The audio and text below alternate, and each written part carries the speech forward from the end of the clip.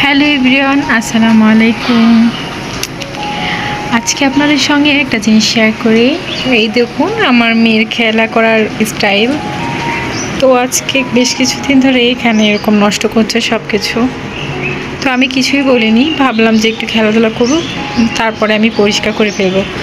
তবে নোংরা করার এতটা পরিমাণ বেড়ে যাবে আসলে বুঝতে পারিনি। এখন এগুলা আমি পরিষ্কার করব। তো দেখতে থাকুন কিভাবে কি করি না করি। হ্যালো এভরিওয়ান, আসসালামু আলাইকুম। কেমন আছেন আপনারা সবাই? আপনাদের মাঝে নতুন একটি ভিডিও নিয়ে চলে আসলাম আমি সুরাইয়া। আশা করছি পুরো ভিডিওটি না টেনেই দেখবেন, আর ভিডিও শুরুতেই একটি লাইক দিয়ে দেখা শুরু করবেন। এতে আমি ভিডিও তৈরি করতে উৎসাহ পাবো, পাশাপাশি আমার আরও 5-10টা আপু ভাইদের কাছে ভিডিওটি পৌঁছে যেতে হেল্প করবে। ভিডিও শুরুতেই তো দেখতে পেলেন এখানের অবস্থাটা কতটা খারাপ ছিল।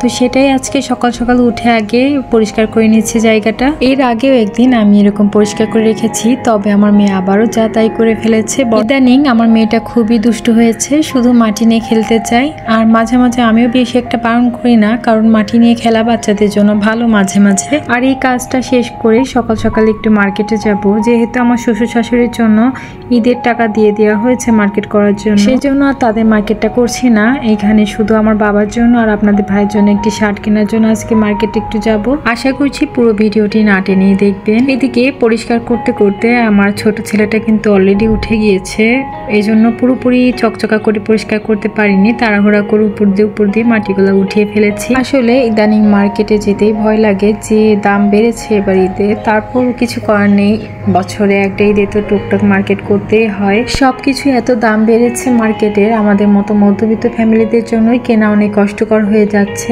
ভেবেছিলাম আজকে এখানে একদম মুছে পরিষ্কার করে ফেলবো, তা তো আর করা হলো না। এদিকে বাবু ভীষণ বিরক্ত করছিল, ওকে নিয়ে চলে গিয়েছিলাম। এই তো, আর যেহেতু সময় এসে গিয়েছে আমাদের বাড়িতে যাওয়ার, টুকটাক চেষ্টা করছি সবকিছু একটু একটু করে গুছানো। যতই টুকটাক গুছায় না কেন, এদিকে ছোটখাটো কোনা কাজতে অনেক জিনিসই রয়ে গিয়েছে। এই তো এখন মার্কেটে চলে এসেছি। আসলে এতটাই গরম পড়েছিল, ভিডিও করার কথা আসলে কল্পনা করতে পারি না। তারপরও হালকা একটা ভিডিও আপনাদের সঙ্গে শেয়ার করে দিলাম। এই শার্টগুলোর ভিতর থেকে কিন্তু আপনাদের ভাইয়ের জন্য একটা শার্ট কেনা হয়েছে, এই লালটার মতোই কিছুটা, কিন্তু কালারটা একটু ভিন্ন। আর আমার বাবার জন্য সাদার ভিতরে একটি শার্ট কেনা হয়েছে, সেটা আসলে শেয়ার করতে পারিনি, ওটা বাবা ব্যাগে ভরে ফেলেছে। আর এদিকে আমার মেয়ে বাইরে যাবে আর ওর নানার কাছ থেকে আবদার করবে না, এটা তো হতেই পারে না। আমার মেয়ে তো টুকটাক খাবার জিনিসের পাশাপাশি আজকে এই খেলনাটাও নিয়ে এসেছে, যদিও এই খেলনাটা একদিনও টিকেনি, সারাদিনই এটা দিয়ে মিউজিক বাজিয়েছে আর ডান্স করেছে। আর এই তো বিকালবেলা ইফতারিটা রেডি করছিলাম। আজকে শুধু আপনাদের ভাই আর আমি ইফতারি করব। আমার বাবা আসলে তার ফ্রেন্ডের সঙ্গে ইফতারিতে গিয়েছে। আর দেখবেন যারা ডিফেন্সে জব করে তাদের দেশের সব জায়গায় একটু কম বেশি বন্ধু বান্ধব থেকেই থাকে। এদিকে আপনাদের ভাইকে বলছিলাম অনেকদিন মুড়ি মাখা খাওয়া হয় না, আপনাদের ভাই তো ভীষণ মজা করে মুড়ি মাখায়, তো আজকে জিলাপি দিয়ে একটু মিষ্টি মিষ্টি করে মুড়ি মাখা খেতে ইচ্ছা করছিল, সেজন্য আপনাদের ভাই এখানে সবকিছু গুছিয়ে নিচ্ছে। যদিও আজকে একটু লেট হয়ে গিয়েছে আমার কাজ করতে। আর এদিকে আমি বেলের শরবতটা ঢেলে নিলাম।